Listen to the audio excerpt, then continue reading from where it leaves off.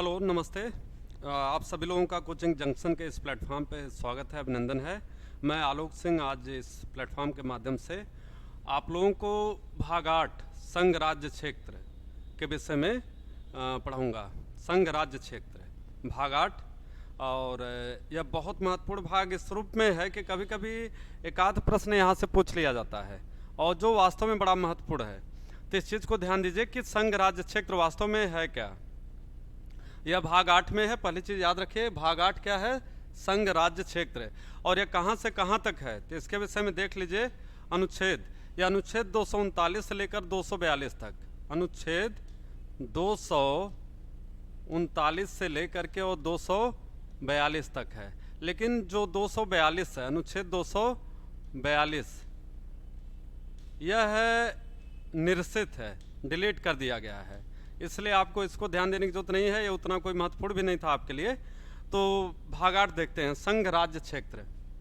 तो संघ राज्य क्षेत्र के विषय में यहाँ पर देखिए, कह रहा है अनुच्छेद 239 कि संघ राज्य क्षेत्रों का प्रशासन, संघ राज्य क्षेत्रों का प्रशासन।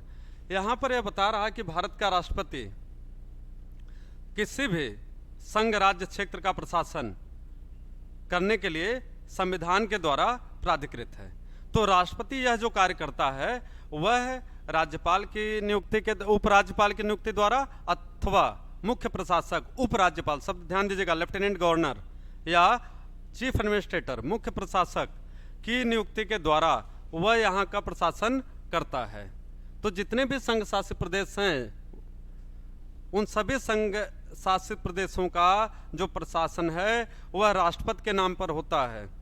लेकिन राष्ट्रपति अपने मुख्य प्रशासक अथवा उपराज्यपाल, जैसे दिल्ली में भी आप देखते हैं लेफ्टिनेंट गवर्नर बोला जाता है, उपराज्यपाल के माध्यम से वहां का प्रशासन करता है। ठीक है ना? तो इस चीज में इतना याद रखना है आपको कि यह भारत के राष्ट्रपति का अधिकार है कि वह संघ राज्य क्षेत्रों का प्रशासन करे। संघ राज्य क्षेत्रों का प्रशासन करे, वो किसके माध्यम से करेगा? उपराज्यपाल अथवा मुख्य प्रशासक के द्वारा। ठीक है, आगे देखिए, अनुच्छेद 239 का कह रहा है कि कुछ संघ राज्य क्षेत्रों के लिए, कुछ संघ राज्य क्षेत्रों के लिए स्थानीय विधानमंडलों या मंत्रिपरिषदों का या दोनों का सृजन। तो कह रहा है कि राष्ट्रपति का यह अधिकार होगा कि वह कुछ राज्य क्षेत्रों के लिए स्थानीय विधानमंडलों या मंत्रिपरिषदों का या दोनों का सृजन करे। तो लेकिन यह करने का भी अधिकार किसको है? वह संसद के द्वारा प्राधिकृत है। किसके द्वारा? संसद के द्वारा। तो संसद को यह अधिकार प्राप्त है कि वह जो है कुछ संघ राज्य क्षेत्रों के लिए स्थानीय विधानमंडलों या मंत्रिपरिषदों अथवा दोनों का सृजन कर सकता है। तो आपके एग्जाम्पल के लिए आपको बता दें कि जैसे आप देखते हैं पांडिचेरी, आप देखते हैं दिल्ली, तो दिल्ली और पांडिचेरी इन दोनों केंद्र शासित प्रदेशों में देखिए विधानसभा का गठन है। इन दोनों ही केंद्र शासित प्रदेशों में विधानसभा का गठन है। और अभी आपका तीसरा जो है वो जम्मू कश्मीर और लद्दाख का मामला आता है, तो ये अभी इसमें हो जाएगा तीसरा और चौथा। तो कहने का मतलब है कि अभी जो यहाँ पर आपको ध्यान देना है वह किसके विषय में बात हो रही है?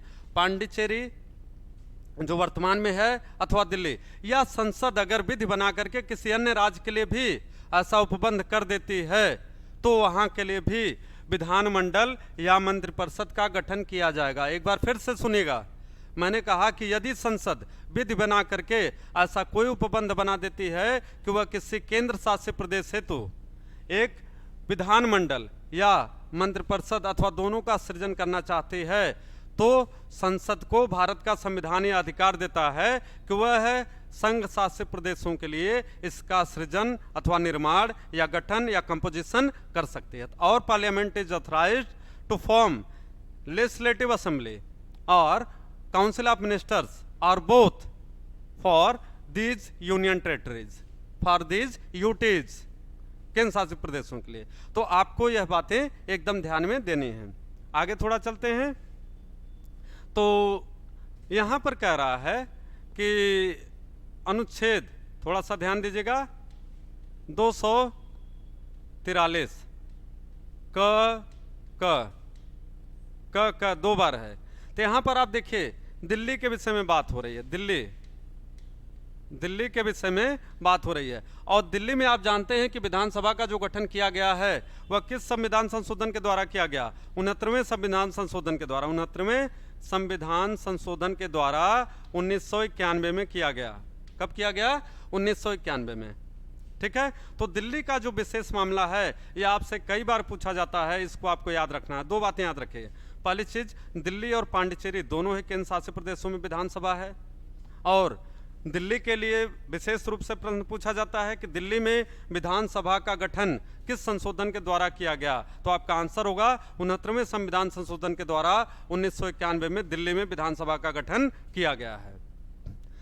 The legislative assembly was formed by 69th amendment in 1991 in the state of Delhi. तो इस चीज को आपको याद रखना है। तो दिल्ली क्या है? आपका केंद्र शासित प्रदेश है। 69वें संविधान संशोधन के द्वारा 1991 में यहाँ पर विधानसभा के गठन का उपबंध किया गया है। सॉरी, यह है 239 का क है, इसको थोड़ा सा करेक्शन कर लीजिएगा। 239 का क, 243 नहीं, 239 क ए। ठीक है, तो यहाँ पर इस चीज का उपबंध किया गया था। इसके बाद अगर हम देखते हैं कि 240 क्या कह रहा है, तो इसके हेडलाइन देखिए, कहता है कि कुछ संघ राज्य क्षेत्रों के लिए विनियम बनाने की राष्ट्रपति की शक्ति। तो कहता है कि भारत के राष्ट्रपति को संसद के द्वारा या संविधान के द्वारा यह अधिकार प्राप्त है कि वह कुछ संघ शासित प्रदेशों के लिए नियम बना सकता है। तो खास करके बात इस सेंस में हो रही है कि यदि कहीं ऐसी व्यवस्था उत्पन्न हो जाए कि जब वहाँ की शासन प्रणाली संवैधानिक रूप से न चल पा रही हो, या वहाँ का जो मुख्य प्रशासक है, उप राज्यपाल है, लेफ्टिनेंट गवर्नर है, वह ऐसी सूचना देता है कि हमारे राज्य की जो शासन प्रणाली है वह संविधान के प्रावधानों के अनुरूप नहीं चल रही है, तो ऐसी स्थिति में इस बात का ध्यान देना है आप लोगों को कि यहाँ पर मुख्य प्रशासक अथवा लेफ्टिनेंट गवर्नर की सलाह पर राष्ट्रपति वहाँ पर अध्यादेश जारी कर सकता है। लेकिन एक शर्त है, शर्त यह है कि उस समय उस केंद्र शासित प्रदेश का सत्र न चल रहा हो। अब फिर यहाँ पर अगर हम बात कर रहे हैं कि सत्र कहाँ चल रहा होगा, तो दिल्ली और पांडिचेरी की बात यहाँ पर हो सकती है। बाकी अन्य राज्यों में मुख्य प्रशासक तो होता है, तो वहाँ पर भी विधि बनाने का अधिकार या अध्यादेश जारी करने की उसकी शक्ति होगी, लेकिन किसके अनुमति से? राष्ट्रपति की अनुमति से। बगैर राष्ट्रपति की अनुमति के वह ऐसा नहीं कर सकता है। ठीक है, तो इस चीज का ध्यान आपको देना है। फिर थोड़ा सा आगे देखा जाए, अनुच्छेद 241 सीधा सीधा कहता है कि संघ राज्य क्षेत्रों के लिए उच्च न्यायालय। तो यहाँ पर संघ शासित प्रदेशों के लिए भी उच्च न्यायालय के गठन का प्रावधान किया गया है। एग्जाम्पल के लिए आप दिल्ली में देख लीजिए, दिल्ली में एक उच्च न्यायालय है। तो कहने का मतलब अगर हम संघ शासित प्रदेशों के लिए या संघ राज्य क्षेत्रों के लिए उच्च न्यायालय की बात करें तो अनुच्छेद 241 के अंतर्गत सीधे सीधे दिया गया है, संसद विधि बना करके किसी भी संघ शासित प्रदेश में उच्च न्यायालय का सृजन कर सकती है। यह बात यहाँ पर दी गई है। ठीक है ना। तो अब भाग 8 जो है मोटा मोटी आपका इतना ही है। यह महत्वपूर्ण इस सेंस में है क्योंकि यहाँ पर दिल्ली पांडिचेरी जैसे राज्यों के विषय में चर्चा है, और यहाँ से संबंधित जो 69वां संविधान संशोधन है, 17वां संविधान संशोधन है, वह भी इससे जुड़ा हुआ है। इस चीज़ को आपको बताया गया, उस चीज़ को ध्यान दीजिएगा। ठीक है, और इसको पढ़ते रहिए जम के, और किसी भी रूप में कोई डाउट होगा तो हमने कहा कि डाउट सेशन आपका रखा जाएगा, और किसी दिन आपको उससे पहले एक प्रायर इन्फॉर्मेशन आपको दी जाएगी। ठीक है, आगे देखिए, बात हो रही है अगले भाग की, भाग 9, जिससे हम कहते हैं पंचायत या स्थानीय प्रशासन की यहाँ पर बात हो रही है। तो भारत में स्थानीय प्रशासन का जनक किसे कहा जाता है, यह चीज़ आपको बताई गई है। लॉर्ड रिपन 1882 में, 1882 में लॉर्ड रिपन ने भारत में स्थानीय प्रशासन की नींव रखी। अगर हम प्राचीन भारत की बात करते हैं तो प्राचीन भारत में आप देखिए चोल साम्राज्य, दक्षिण में पांड्य, चोल, चेर, यह जो डायनेस्टी रही है, यह जो वंश रहा है, तो चोल डायनेस्टी जो है इतिहास में प्राचीन भारत में वह अपने स्थानीय प्रशासन के लिए जानी जाती थी। मतलब वहाँ का जो एक मजबूत प्रशासनिक ताना बाना था, उसके पीछे मुख्य कारण यह था कि जो वहाँ की स्थानीय प्रशासन थी वह जबरदस्त तरीके से सजी हुई थी, उसका एक जो ढांचा था वह जबरदस्त था। ठीक है ना। तो इस चीज़ का ध्यान यहाँ पर आपको देना है। लेकिन फिलहाल हम यहाँ पर संवैधानिक उपबंधों की बात कर रहे हैं, और बहुत सारी चीज़ें अनुच्छेद 40 के अंतर्गत आपको बताई गई जैसे आपको क्या बताया गया था, बलवंत राय मेहता समिति ने जो त्रिस्तरीय पंचायती राज की सलाह दी थी 1957 में गठित हुई थी, 1958 में रिपोर्ट आई थी, 1959 में 2 अक्टूबर 1959 को पंडित जवाहरलाल नेहरू ने राजस्थान के नागौर जिले में इसका उद्घाटन किया हुआ था। तो हमने कहा कि उसकी बातें आपको बताई जा चुकी हैं पहले। फिर इसके बाद आपको दूसरा जो पार्ट है वह था कि अशोक मेहता समिति जो 1977 में गठित हुई थी, यहाँ पर द्विस्तरीय पंचायत राज सिस्टम की बात की गई थी, वह भी आपको बताया गया था। और उसके साथ साथ पीवी के राव समिति, पीके थुंगन समिति, यह भी बहुत सारी चीज़ें आपको थोड़ी बहुत बताई गई थी जो इम्पोर्टेंट थी। खैर, हम लोग यहाँ पर सीधे देखते हैं, भाग 9 की चर्चा करते हैं। भाग 9 में क्या दिया हुआ है, पंचायत। ठीक है, 243 में दिया गया है पंचायत की परिभाषा। तो भारत में अगर हम देखें तो पंचायतों का गठन त्रिस्तर पर हुआ है। तो हम यह कह सकते हैं कि जो यहाँ पर पंचायतों की एक व्यवस्था लागू हुई, जिसे हम कह सकते हैं कि 73वें संविधान संशोधन के द्वारा 73वें संविधान संशोधन के द्वारा 73वां संविधान संशोधन किससे संबंधित है? यह है ग्रामीण स्थानीय प्रशासन से संबंधित है। किससे? ग्रामीण स्थानीय प्रशासन से। तो यह जो 73वां संविधान संशोधन है जो 1992 में होता है, तो इसके उपबंधों के परिणाम स्वरूप, इस संशोधन के परिणाम स्वरूप भारत में पंचायती राज को संवैधानिक दर्जा प्राप्त होता है। और संवैधानिक दर्जा प्राप्त होने के बाद सर्वप्रथम किस राज्य में पंचायती राज लागू हुआ? यह बहुत इंपॉर्टेंट प्रश्न है, उत्तर प्रदेश लोक सेवा आयोग में यह पूछा जा चुका है। भारत में 73वें संविधान संशोधन के परिणाम स्वरूप, अर्थात संवैधानिक दर्जा मिलने के बाद सर्वप्रथम किस राज्य में पंचायती राज व्यवस्था लागू हुई? आंसर होगा आपका मध्य प्रदेश। क्या आंसर होगा यहाँ पर? मध्य प्रदेश। तो मध्य प्रदेश में सबसे पहले 73वें संविधान संशोधन के उपबंधों के आधार पर पंचायती राज व्यवस्था लागू की गई। हमने कहा उत्तर प्रदेश लोक सेवा आयोग के प्रीलिम्स के एग्जाम में 2011 या 12 के पेपर में यह दिया हुआ है। तो यह भी बड़ा महत्वपूर्ण है कि सर्वप्रथम 73वें संविधान संशोधन के उपबंधों के अधीन किस राज्य में पंचायती राज व्यवस्था लागू हुई? तो आपका आंसर यहाँ पर क्लियर होना चाहिए, मध्य प्रदेश। ठीक, आगे चलते हैं। तो हमने कहा कि पंचायतों का गठन त्रिस्तर पर होता है, 3 स्तर पर। पहला ग्राम स्तर पर, जिसे हम कहते हैं ग्राम पंचायत। तो आज देखिए ग्राम पंचायत उत्तर प्रदेश का रिजल्ट भी जारी हो रहा है, काउंटिंग चल रही है, चुनावी सरगर्मी अपने स्वभाव पर है। और साथ ही साथ विधानसभा का चुनाव भी पश्चिम बंगाल में आप देख रहे होंगे कि रुझान आ रहे होंगे, ममता दीदी जोरदार बढ़त लेते हुए। और यह एक तरीके से लोकतांत्रिक त्यौहार होता है जिसमें तमाम आरोप प्रत्यारोप लगते रहते हैं, और इसको एक लोकतांत्रिक प्रक्रिया के रूप में हमें स्वीकार करना चाहिए। जीत और हार ये चुनाव के 2 पार्ट हैं। खेल भी हम खेलते हैं तो जीतते हैं अथवा हारते हैं, तो इसलिए बहुत परेशान होने की जरूरत नहीं है। यह जरूर ध्यान देने की जरूरत है कि जनता क्या हमारी नीतियों से सहमत थी। अगर वह सहमत होगी, हमने उसको समझा पाया, तो वह निश्चित रूप से हमारी पार्टी को वोट देगी, नहीं सहमत हुई तो दूसरे को वोट देगी। तो कहने का मतलब है कि पंचायतों में भी जब चुनाव लड़ा जाता है तो हम विभिन्न स्तर पर देखते हैं कि हम अपने अपने कैंडिडेट के लिए प्रचार कर रहे होते हैं, उसके लिए जन समर्थन, वोट आदि इकट्ठा कर रहे होते हैं, लोगों से कन्विंस कर रहे होते हैं उनको कि नहीं भैया हमारे कैंडिडेट को वोट दीजिए। तो जिस कैंडिडेट को लोग जनता स्वीकार करती है, वास्तव में लोकतंत्र का सेहरा जो है, चुनावी जीत का सेहरा उसी के सर पर लगाया जाता है। ठीक है ना? तो यहाँ पर हमने कहा ग्राम पंचायत पहला स्तर, तो इसका गठन हमने कहा हम 73वें संविधान संशोधन के उपबंधों के अधीन बता रहे हैं। और दूसरा जो होता है यह क्या होता है? क्षेत्र पंचायत। ठीक, इसको ब्लॉक पंचायत भी कहा जाता है, ब्लॉक पंचायत के रूप में भी जाना जाता है। और तीसरा जो है जिला पंचायत, तीसरा क्या बोला जाता है? जिला पंचायत। ठीक है, तो यह त्रिस्तर हैं। और ध्यान से देखेंगे तो कहीं न कहीं बलवंत राय मेहता की रिपोर्ट में भी यह तीनों स्तर जो है त्रिस्तरीय पंचायती व्यवस्था देखने को मिलती है। तो कहने का मतलब जो 73वां संविधान संशोधन हुआ उसने बलवंत राय मेहता के उस जो सलाह थी, जो उसने सलाह दिया था अपने रिपोर्ट में, उसको कहीं न कहीं स्वीकार किया हुआ था। खैर आगे देखा जाए तो यहाँ पर क्या दिया गया है, उसकी परिभाषा दी गई है। तो यह तीनों हैं, तीनों का गठन किया जाएगा। प्लस 243 ए में अगर हम बात करें तो ग्राम सभा के गठन की बात की गई है, ग्राम सभा के गठन की बात की गई है। मोटा मोटी चीज़ें इसको याद रखिए, ठीक है।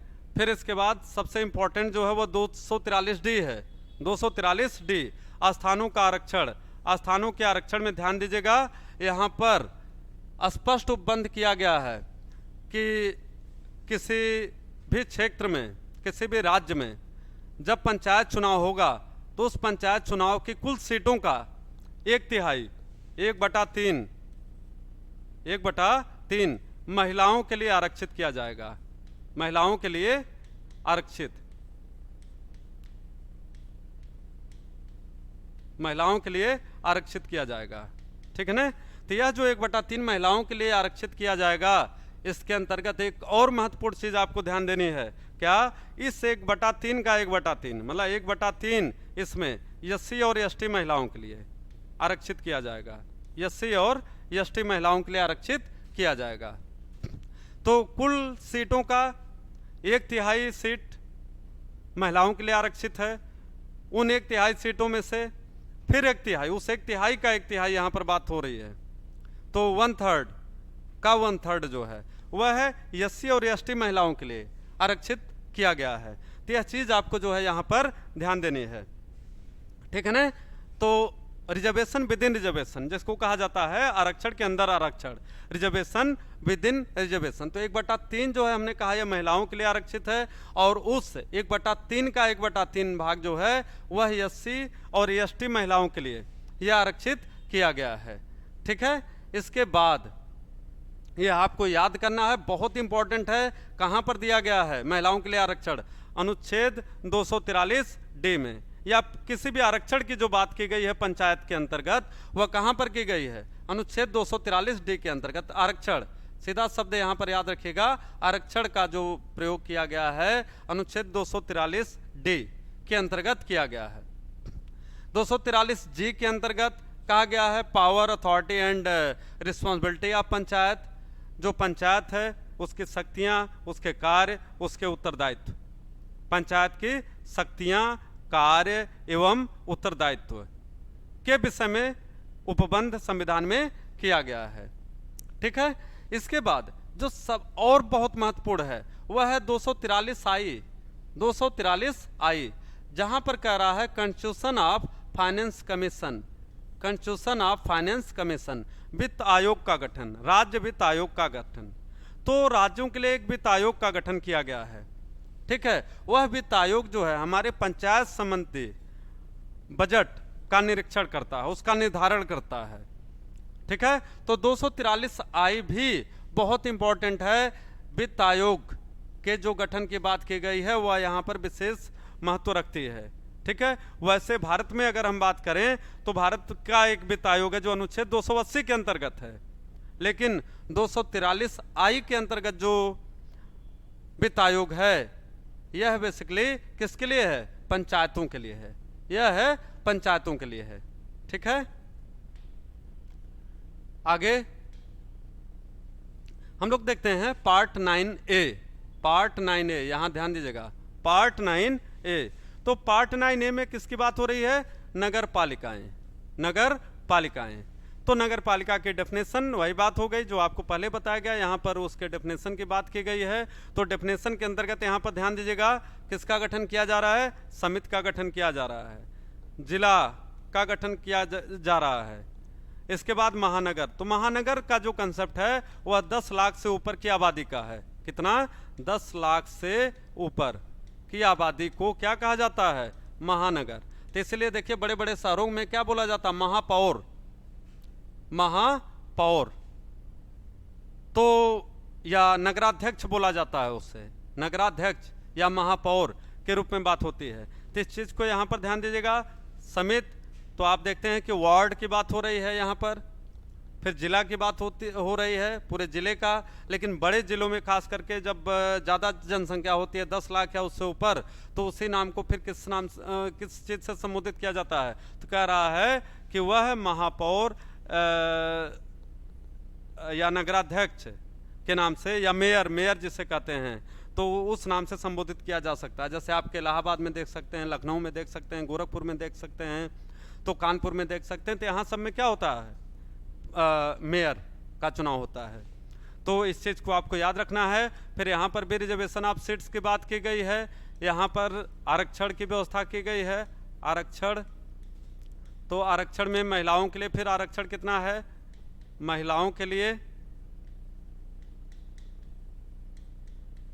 1/3 आरक्षण, आरक्षित सीट की गई है। कितना, 1/3 सीट, 1/3। इसके बाद 1/3 का 1/3, ठीक है, इसका 1/3 जो है एससी और एसटी महिलाओं के लिए, एससी और एसटी महिलाओं के लिए क्या किया गया है, आरक्षित किया गया है। ठीक है, तो यह जरूर याद करिएगा। यह किसमें उपबंध किया गया है, तो कह रहा है कि 243T की अगर हम बात करें तो यहाँ पर ध्यान दीजिएगा, यह नगर पंचायत की बात हो रही है। पहले वाले में ग्राम पंचायत की बात हो रही है और यहाँ पर किसकी हो रही है, नगर पंचायत। और यह कहाँ पर है, नगर पालिकाएं जो है 9A में, 9A में दिया गया है इसको। अनुच्छेद क्या वो बोला जाएगा, अनुच्छेद 243 का, ठीक है, और फिर इसको क्या बोला जाएगा, 243 ख। तो इस तरीके से इन चीज़ों को आपको ध्यान देना है। आगे हम देखते हैं 243Y। 243Y में फाइनेंस कमीशन, वित्त आयोग के गठन का उपबंध किया गया है। किसका, फाइनेंस कमीशन अथवा वित्त आयोग। तो वित्त आयोग के लिए अभी मैंने बताया कि वो ग्राम पंचायतों के लिए भी है और नगरीय पंचायतों के लिए भी है। तो इस प्रकार से आप देखेंगे कि आपका यह सेक्शन भाग 9 जो है और 9 का यह पूरा हो गया। अब अगला भाग जो है काफ़ी लंबी है, काफ़ी बड़ा है, वह थोड़ा लंबा भी चलेगा, तो उसको अगले लेक्चर में फिर आपको कल बताया जाएगा। Thank you so much. आप अपना ख्याल रखिए और अपने लोगों का भी ख्याल रखिए। पूरी मानवता इस समय एक महासंकट में हम कह सकते हैं, दैवीय आपदा जिसे कहा जा सकता है, उस दौर से गुजर रही है। इसलिए सबसे ज़रूरी है कि अपने सेहत का ख्याल रखिए, परिवार के लोगों का ख्याल रखिए, नात रिश्तेदार का ख्याल रखिए, जो भी आस पड़ोस हैं सब के सुख दुख में भागीदार बनिए। धन्यवाद, नमस्ते, जय हिंद।